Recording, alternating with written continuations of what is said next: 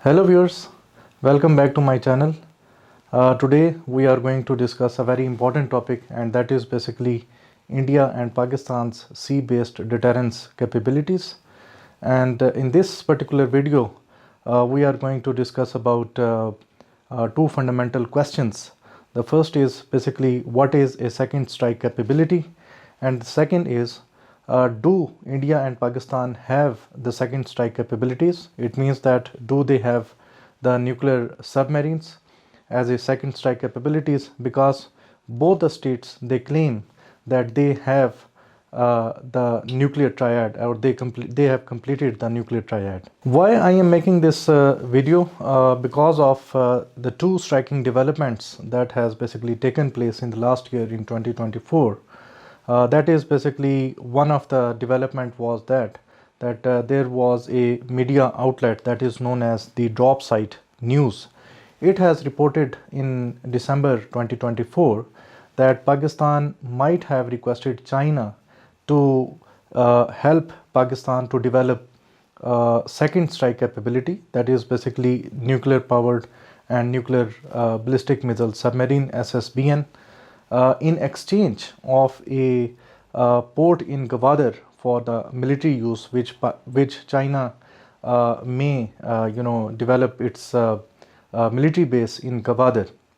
However, reportedly this basically demand by Pakistan was basically turned down by China, maybe because of the Chinese commitment to the nuclear non-proliferation laws, because China is basically a party to the Nuclear Non-Proliferation Treaty. We will go into this discussion later on. The second development is basically that last year India has basically launched its second nuclear powered and nuclear ballistic missile submarine, that is known as the INS Arigaat, and it has basically developed the second nuclear submarine in its naval capabilities. Previously in 2018, India basically operationalized its first nuclear submarine, that is known as the INS Arihaant. But before we go on to discussion of the India and Pakistan sea leg deterrence capability, it is important for us to understand the key concepts, particularly with regard to the nuclear deterrence, delivery systems, second strike capability, and categories of submarines to make the discussion clear.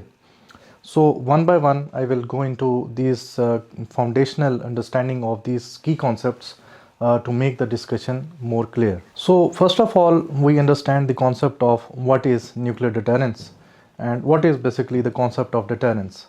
So deterrence is basically a concept within international relations and strategic studies that is basically to deter your adversary or deter your enemy to initiate an attack against you. How it is basically done? You basically stop your adversary or deter or prevent your adversary to initiate an attack by creating a fear of unacceptable damage in the adversary's threat perception. So once a state basically acquire such capability, so it basically the adversary basically is unable to initiate an attack because of the fear of unacceptable damage that may result as a consequence of that particular attack. So the adversary does not initiate an attack due to this calculation that its relative gains through an attack would be less than the damage that it will basically bear. So therefore this concept of deterrence works. So states basically acquire nuclear weapons because nuclear weapons provide states an enormous power and a huge power to the states to inflict that particular unacceptable damage against their adversary, and therefore the adversary is basically unable to initiate an attack because of the fear of a nuclear retaliation. The integration of nuclear weapons basically entail nuclear deterrents. Particularly, it means that once a state acquire nuclear weapons, so it basically enhances a state capability, particularly its national power, exponentially, so that it is basically able to deter its adversary to initiate an attack against it. However, nuclear deterrence does not work automatically, and nuclear armed states, they are basically in a quest to continuously modernize their nuclear weapon capabilities in order to achieve escalation dominance and damage limitation. It is important to basically highlight two fundamental principles for nuclear deterrence to work. One is basically the mutuality of vulnerability between two nuclear armed adversary. That is to state that survival is basically the common feature or common goal between the nuclear armed adversaries. And the second is basically the fear of unacceptable damage. Once these conditions or two principles basically fulfill, then we can say that nuclear deterrence basically maintains. Okay, when a state acquires nuclear weapons, it can deliver its nuclear weapons against its adversary through different delivery means, and there are three major categories of those delivery means. First is basically the aircrafts or fighter jets through which a state may carry its nuclear weapons against its adversary. The second are basically the missiles, and the third are basically the submarines. If a nuclear weapon state acquires all these three delivery means to deliver nuclear weapons against its adversary, so we call that particular scenario as nuclear triad. So importantly, in India and Pakistan case, both these states, they basically claim that they have acquired this nuclear triad. Within the delivery systems, it is important to ask about a second strike capabilities within these three delivery systems that I have highlighted. So what is basically a second strike capability? In nuclear strategy, a second strike capability is basically the ability of a nuclear weapon state to absorb the first strike of the attack of your nuclear adversary, and then the ability to retaliate back with a powerful retaliatory strike or second strike against the attacker. So this is basically known as the second strike capability. Till today, we assume that the nuclear submarines, also known as the nuclear powered and nuclear armed ballistic missile submarines, or what they call it as the SSBNs, are considered as the relatively the most reliable and assured second strike capabilities. They are ideal as a survivable platform in situation of a nuclear attack, unlike the other branches of nuclear triad that are basically the land-based missiles or the air-launched capabilities. Nuclear submarines are basically able to escape the first strike of the nuclear adversary, due to their relative undetectability from the surveillance and the sensors of the nuclear adversary, and also their ability to strike back or as a second strike against the attacker. Nuclear submarines are basically perceived as a deterrence against a nuclear adversary that basically wants to win a war through a disarming first strike. So therefore, we assume that these are basically the second strike capability. So if we talk about the types of submarines, so we assume that there are mainly two types of submarines. One is basically the nuclear powered and nuclear ballistic missile submarines that are also called as the SSBNs. These are basically nuclear powered, means that in that particular submarine there is a nuclear reactor that basically power that submarine to basically run. And the second is basically component of that submarine is basically in that submarine there is a ability of the submarines to launch the ballistic missile. So therefore these are basically also called as the SSBNs. These SSBNs are basically considered as the assured second strike capability. However, there is a second category of the submarines, particularly with respect to the nuclear weapons use, and this is basically known as a conventional diesel electric AIP, air independent propulsion system. In that particular submarine, it is basically the diesel electric submarine, but that submarine can also launch a nuclear ballistic missile. These diesel electric AIP submarines can also be used for the nuclear launched ballistic missiles, and these basically submarines are basically known as the SSBs.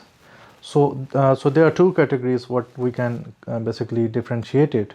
That is, one is basically the SSBN and the other is basically SSB. So most submarines in today, they are basically conventionally powered, that are diesel and electric, and tend to be smaller and cheaper to maintain.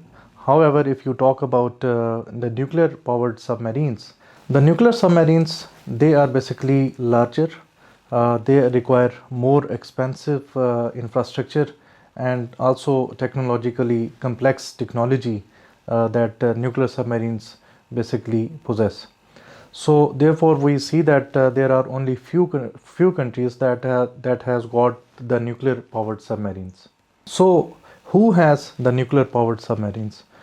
Today there are 6 countries in the world that have the nuclear powered submarines, that include the United States, Russia, China, UK, France and India.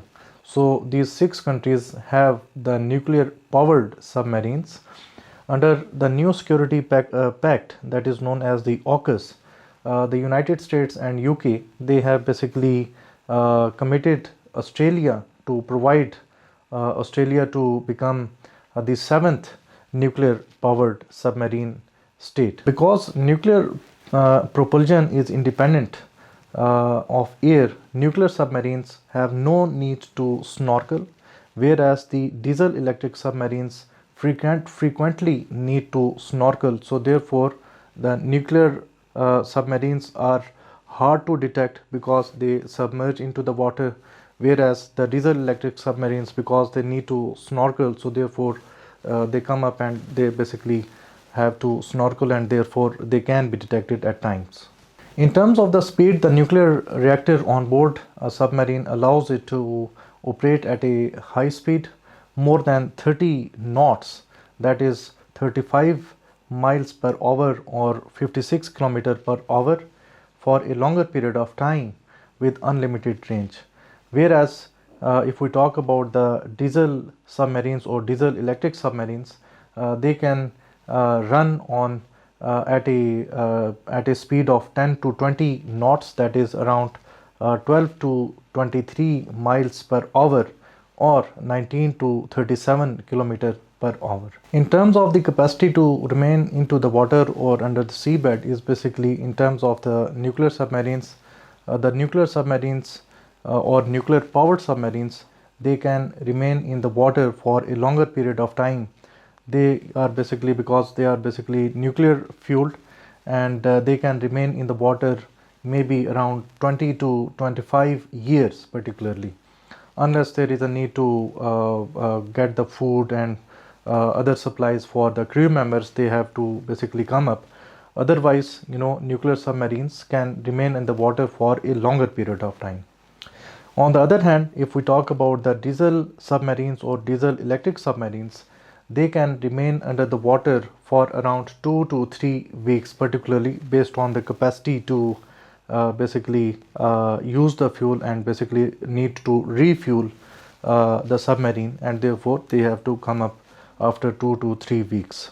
The superior speed, range, stealth and endurance make the nuclear submarines as an effective tool of deterrence as compared to a diesel electric submarine. However, due to the huge cost and technological complexities, only few states have fielded nuclear submarines. But in comparison with the nuclear submarines, If we talk about the advantages, relative advantages of the diesel electric submarines, we see that the nuclear submarines, they are basically highly costly. For example, a nuclear powered submarine can cost around $2 billion to $20 billion for each submarine or one nuclear submarine. However, uh, a diesel electric submarine can cost around 500 to 800 million dollars. So therefore, for example, as a cost of one nuclear submarines, a state can develop around 5 to 6 diesel or diesel electric submarines. Moreover, the improvements in the battery technology have extended the range of the AIP diesel submarines, and because of the developments in the lithium ion batteries, these diesel electric submarines in the future, they might remain in the water for a longer period of time. So the diesel electric submarines, they are cheaper, they are lower risk, and they could be produced more faster than a nuclear powered submarine. So the relevance of this particular debate or foundational knowledge that I have basically explained with regard to the Pakistan and India naval capabilities is very pertinent, because India and Pakistan, both these states, they claim that they have acquired the sea leg of nuclear deterrence or sea-based naval capability. So one by one we compare India and Pakistan naval capabilities, and particularly with respect to their sea leg of deterrence. So first of all, if we talk about India, the Indian Navy currently have around 17 diesel powered attack submarines and 2 nuclear powered submarines. Particularly we talk about the nuclear powered submarine. India's journey to the nuclear based deterrence dates back to 2009, when it initiated a plan to develop the nuclear submarine. By 2016, India announced to commission its first nuclear powered submarine, that is known as the INS Arihaant. This INS Arihaant is basically nuclear powered and nuclear ballistic missile submarine. The INS Arihaant was basically operationalized in 2018. This submarine can carry 12 Sagarika K-15 submarine launched ballistic missiles that has a range of around 700 kilometers, and also other versions of the nuclear capable Nirbahe cruise missiles. In November 2017, India launched the second nuclear submarine plan, that is known as the INS Arigaat. The Arihaant completed the sea trials and commissioned in service last year in 2024.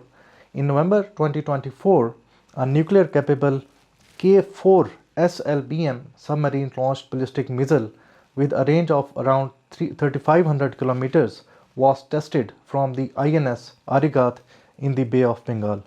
So India basically decided to develop 4 nuclear submarines in all.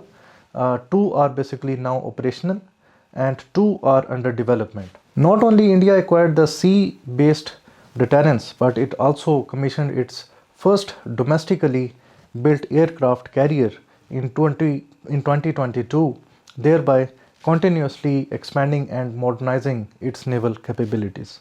While India has the SSBN technology, that is nuclear powered and nuclear ballistic missile launched submarine technology, so it is important to understand about Pakistan's sea-based deterrence capability.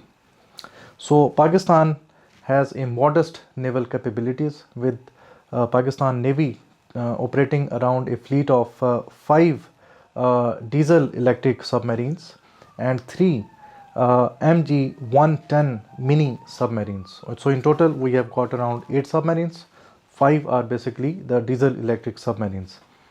So Pakistan views its submarine force as a necessity to maintain credible minimum deterrence. Significantly, in 2017, January 2017, Pakistan successfully test fired its first a nuclear capable submarine launched cruise missile Babur 3 with a range of around 450 kilometers. Pakistan tested this Babur 3 missile again in April 2018 and it announced to have completing the second strike capability. So the Babur 3 SLCM submarine launched cruise missile is widely expected to be carried on Pakistan's diesel electric powered Khalid class Agosta 90B submarine. So to speak, Pakistan's sea-based deterrence capability is utilized for the purpose of the ballistic missile or cruise missile launches.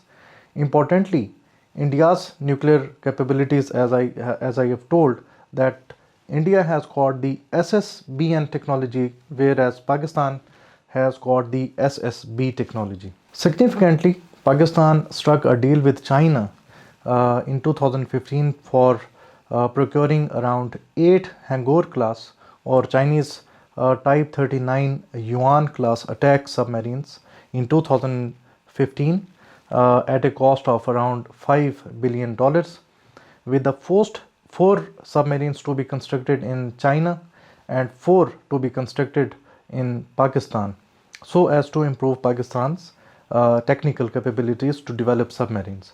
Reportedly, Pakistan would obtain these 8 advanced submarines between 2022 and 2028. Significantly, the first Hangor class conventional submarine was launched in Wuhan, China last year in April 2024. These submarines would provide improved stealth, maneuverability and firepower to Pakistan's naval assets. So it is significant to understand about Pakistan's naval capabilities, particularly in a sense that though Pakistan has the capability to fire a nuclear equipped cruise missile from a conventionally diesel electric submarine, but Pakistan may require to develop nuclear powered submarine in future, particularly in a changing naval asymmetries in the Indian Ocean region and also supposedly shifting India's nuclear doctrine.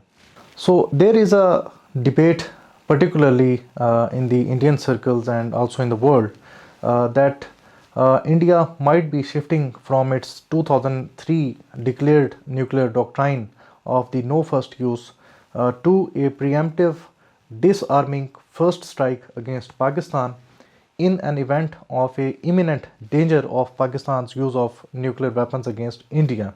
Christopher Clary and Vipin Narang and others, including myself, have researched on changing India's nuclear doctrine of no first use to a first use policy. Particularly, I am attaching a link of my article, so you can go into the description and read that particular article, that how India is basically changing its nuclear doctrine. I can also make another video on the India's changing nuclear doctrine and we will explore that particular aspect. So to add this discussion, in late last year, in December 2024, a news outlet, the Drop site, reported that Pakistan asked China during the diplomatic negotiation known as the Consultation on Strategic Defense and Security Cooperation or 2+2 dialogue for a nuclear second strike capability in exchange for a Gawadar port, where China can transform that port as a permanent military base.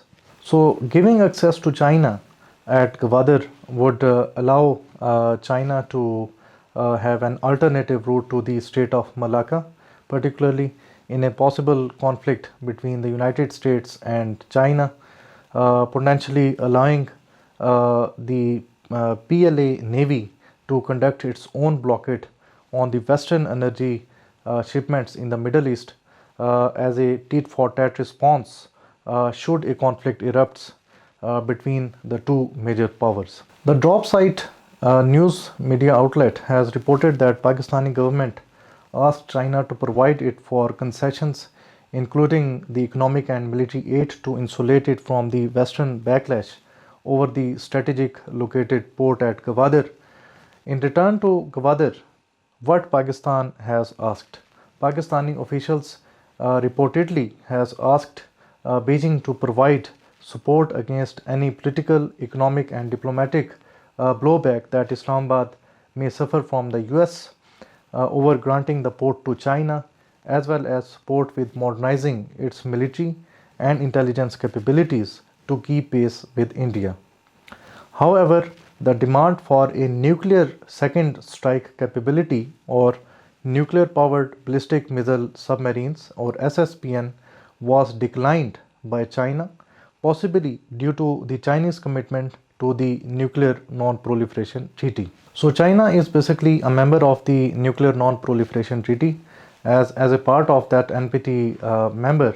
So it wants to avoid the international backlash over possible violation of the NPT for the technology transfer to Pakistan that is not a member of the Non-Proliferation Treaty, and also trigger a likely diplomatic and economic consequences, including possible non-proliferation sanctions.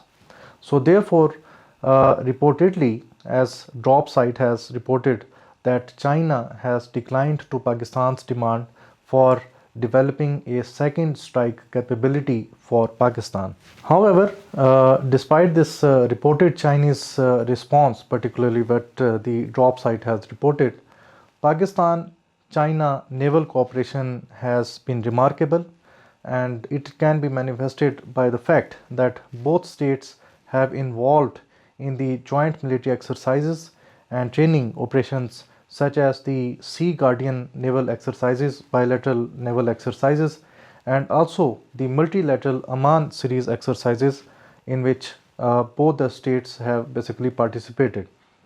The two countries have also carried out cooperation in military equipment such as the projects involving Type 054A guided missile frigates and also the 8 Hangur class submarines. So in response to the India's naval modernization, Admiral Naveed Ashraf, who is basically the chief of the naval staff of Pakistan Navy, said that while India continues to build its navy, we are not in an arms race. However, we maintain an adequate capacity to accomplish assigned tasks effectively. So in that sense, we can conclude our discussion by stating that India is exponentially modernizing its naval capabilities in the Indian Ocean region. However, Pakistan's naval capabilities are modest. At this juncture, Pakistan's foreign policy can be seen where it needs to reinforce its relations with China, protect Chinese nationals, reinforce resolve and commitment to the CPEC 2.0, and balance its relationship with both China and United States, whose enduring competition has grown globally. I thank you.